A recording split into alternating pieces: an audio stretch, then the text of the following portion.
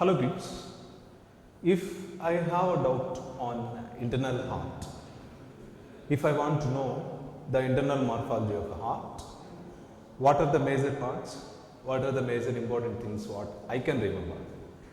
If you want to know the mechanism of heart, how it is functioning, how it was functioning or it is functioning, definitely you have to see the internal morphology of heart. So the internal heart which depicts the morphology and functioning. So the study of human heart from external morphology to internal morphology which depicts the cardiology. Cardiologist who is a specialist in the study of heart and its related functioning and its related parts. So today let me explain the internal morphology of heart with a beautiful diagram and with beautiful points. See, dear students, if you see the internal structure, the internal heart, generally it looks like this. I have taken a goat or sheep heart. If I have taken the camel or buffalo heart, all these animals, they have a common internal structure, morphology like this. Internal heart, which explains the complete mechanism of heart. So let us discuss the various parts and their related importance in the working. So as you can see here, the internal heart contains some various parts. Let us see, begins with nodal tissues. Let us begin with nodal tissues. Nodal tissues are nothing but the neurogenic fibers, muscular fibers, neurogenic muscular fibers which are connected with nerve cells. And these nodal tissues which includes, I am coming from right side of the heart, here you can see the pacemaker which is also known as sino-auricular node. This sino-auricular node which opens into or which is connected with one more node, that is AV node. By the way, what are the functions of this nodal tissues? Nodal tissues have some specific functions, right? Nodal tissues helps to initiate the heartbeat at the age of 21st day of embryonic development. So our heart starts beating at the age of 21st day of embryonic development through a special structure called SA node. As you know that the SA node opens into some muscular fibers which are nodal fibers. These fibers are called as the bundle of His. These are called as bundle of His. As you can see, the bundle of His distributed throughout the heart, through a small fiber-like structures. These fiber-like structures are called the Purkinje fibers. The Purkinje fibers. So this is the way how the internal heart, its parts, generally very important parts, these are all. The Purkinje fibers or the bundle of His, everything is an important structure. Why? Because the heartbeat, whether it is a contraction, whether it is a relaxation. Contraction is nothing but the systole, relaxation is nothing but the diastole. The both contractions and relaxations of the heart completely depends upon SA node, that is pacemaker of the heart, that is here. Right.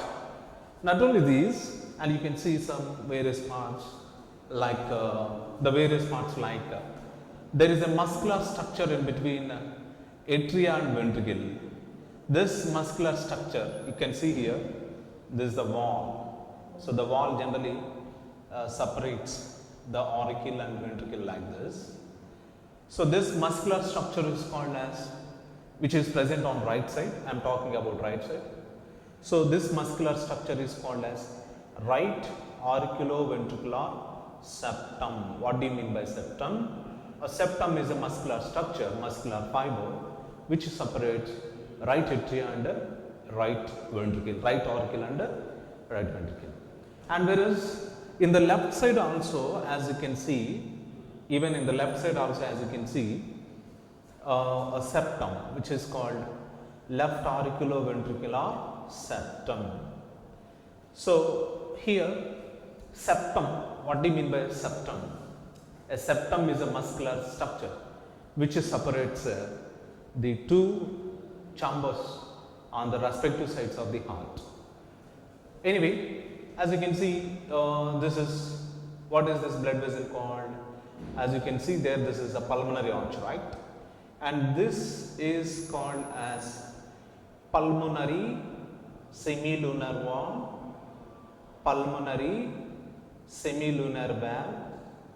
And whereas here you can see the aortic valve, aortic valve, aortic valve. The aortic valve prevents backward flow of blood from the aorta into the ventricle, especially into left ventricle. You can see one more valve here. Here, this valve is nothing but the bicuspid valve. The bicuspid valve or the mitral valve. On the right side, as you can see, one more valve here. This is nothing but the tricuspid valve. Whether it is a tricuspid valve or bicuspid valve, whether it is a aortic valve or a pulmonary semilunar valve, they are helping in prevention of backward flow of blood while the blood is flowing into their respective passages. If these valves are not functioning well, definitely the circulation will affect. So, for normal circulation, for normal flow of blood in their respective passages, the valves, whatever we have discussed here, they plays a crucial role. They are playing a key role. We can say like this, right way. Here you can see there are three major layers we can see on the edges of the valve. If you see the thickness of the left ventricle, if you see the thickness of the right ventricle, which one is more thicker? Left ventricle is thicker than the right ventricle. What is the reason? Because there is a muscular layer, additional muscular layer, which supports the walls of left ventricle. Why? Because there is a high pressure of blood seen in the left ventricle than in the right ventricle. That is why the left ventricle is having more thickness than the right ventricle. By the way, the three layers which surrounds the heart walls respectively, the pericardial layers, the pericardium, and middle layer is myocardium, middle one is myocardium, and the innermost layer is endocardium. All these membranes are called as myocardial membranes or pericardial membranes, which are giving protection to the heart. Whereas left ventricle is smaller than the right ventricle. Left auricle, if you see the left auricle, which is smaller than the right auricle. These are the points which you have to remember. Whereas if you see here in the diagram, I want to say one more important point. Let me say one more interesting point. The pulmonary aorta that it directly opens into here right ventricle. Whereas if you see the aorta here, this is the aorta, right? The aorta directly opens into left ventricle. So the flow of blood during contractions of the ventricles. Can you determine the flow of blood during contractions of the ventricles? During contractions of the ventricles or auricles, from the left ventricle, blood, oxygenated blood enters into aorta. From the right ventricle, oxygenated blood, deoxygenated blood enters into pulmonary arch or pulmonary artery. In this way, how the blood flows into their respective passages. Clear, students? So I hope so everybody enjoyed the internal morphology of heart, which is quite different from external morphology. So here I want to say one interesting point. The fetal internal heart, if you take the fetal heart is completely different from the adult human heart. Why? Because during fetal stage we have 6 valves in the heart. Do you know? Can you believe it? Would you believe it? There are 6 valves during the time of fetal stage while we were in motherhood. But when you continuously grows by cell division, the two major valves, they disappears and they evaporates. So anyway, these 4 major valves we have to learn, especially for the examination point of view. Clear, students? And this is our today's session on the internal heart. And let me say a few points. In the right auriculoventricular septum, you can see a smaller opening which is an aperture. This aperture is called as right auriculoventricular aperture. Right auriculoventricular aperture.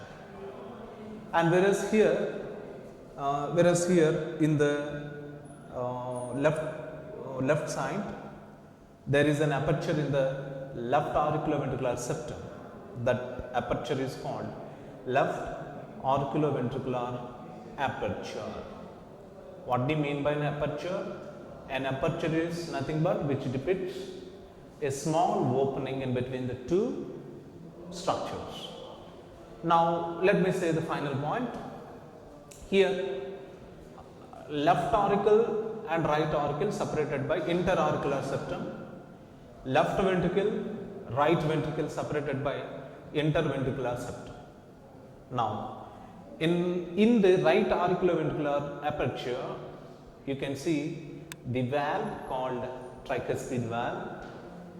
In the left auriculoventricular aperture, you can see a valve called the bicuspid valve. So bicuspid valve, which is nothing but, it is also known as the mitral valve. Bicuspid valve is also known as mitral valve. Why? Because if you see the bicuspid valve, it has 2 cusps like this. It has 2 cusps like this. It is just looks like a Pope hat. Pope hat. So you know that the Pope, who's church father, we can call him as church father in the Rome city.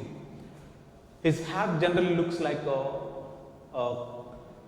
his hat looks like a bicuspid valve. Hence, it is known as the mitral. Mitral is a Latin word which means mitre. Mitre is nothing but the Pope hat. So the bicuspid valve, which looks like a mitre, nothing but the Pope hat. Hence, as per his structure, it is considered as the mitral valve, bicuspid valve. What about the tricuspid valve? Tricuspid valve generally has 3 cup-shaped structures like this. So it has 3 cusps like this. This is the first one, second one, and third one. Hence, it is called as tricuspid valve. So during the contractions, the 3 cusps opens like this and allows the blood into their respective passages. Now, bicuspid valve and tricuspid valve both are called as the auriculoventricular valves. What is the reason? Why? Because these valves are present in between auricle and ventricle. So that's why they are called auriculoventricular valves or AV valves. And if you see the aortic valve even it is looks like somewhat different, and pulmonary valve is also it looks different. So these three aortic valve and pulmonary valve both are called as semi-lunar valve. They are lunar structures, hence they are called the semi-lunar valves. So semi-lunar valves nothing but aortic and pulmonary valves which plays an important role during contractions of the ventricles. Clear, students? This is about the valves and the four chambers of the heart, nodal tissues of the heart and their function. So the heartbeat initiated by pacemaker generates some electrical impulse. This electrical impulse transferred to AV node. Through AV node it transfers to bundle office. Through bundle office it will move into the Purkinje fibers. Like this, the electrical impulses will move throughout the entire heart and able to initiate the contractions in the heart muscles during the time of contractions and relaxations of the heart. Clear, students? I hope so enjoyed the session. We will meet in the next session once again, and stay tuned. Have a nice day. Thank you.